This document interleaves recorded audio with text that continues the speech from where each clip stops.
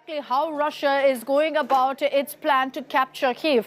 It's led to a lot of mass destruction being reported on the outskirts of the capital, as I mentioned, in the suburbs, in cities like Irpin, Bucha, Mykolaiv. In our next report, we give you those details of what's happening in those cities.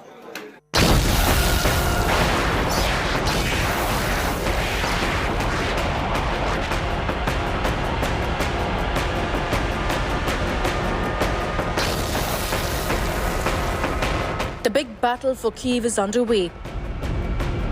In a bid to capture Ukraine's capital city, Vladimir Putin is raining missiles. Even civilian areas are not spared. On Monday, Russian shells hit a building in Obolon, a residential district in the heart of Kyiv. At least one person was killed and 3 injured in the bombardment. Death, destruction and despair are visible everywhere. I woke up. Actually, my mom woke me up. There was smoke and dust everywhere. We hid inside the closet. We thought that we were being captured, that the Russians were getting in through the door. But we were wrong.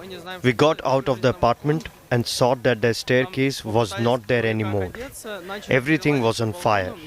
We didn't know what to do, so we ran out to the balcony. The Obolon, a district under attack, is around 10 kilometers away from the presidential building. The presidential building is the main office of the National Security and Defense Council and also the presidential administration of Ukraine. The Russian bombardment close to the building means with each passing hour, Putin's war machine is getting closer to President Volodymyr Zelensky. The Ukrainian leader, however, has refused to bow down or leave the city. I stay here in Kyiv, on Bankova, and not hiding. I'm not afraid of anyone, as long as needed to win our national war. The capital city is bracing for an all-out assault even as talks continue.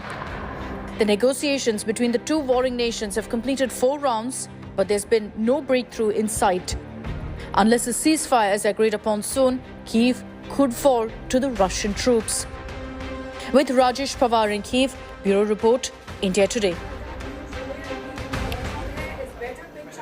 And let's get you all the updates coming in from across Ukraine. On day 20, what's happening?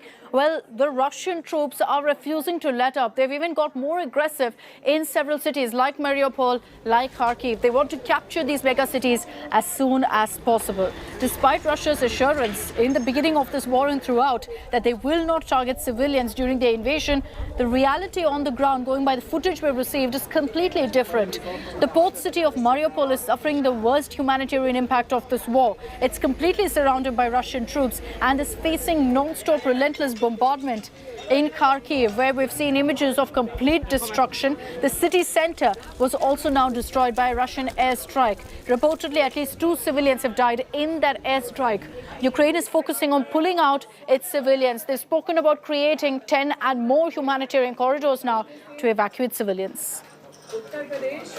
Наші хоробрі захисники продовжують завдавати російським військам нищівних втрат. Вже скоро кількість збитих гвинтокрилів Росії досягне 100 одиниць. Бойових літаків вони вже втратили, вже 80. Сотні танків, тисячі інших одиниць техніки. За 19 днів російська армія втратила в Україні убитими більше, ніж за 2 криваві і багатолітні війни у Чечні. Заради чого?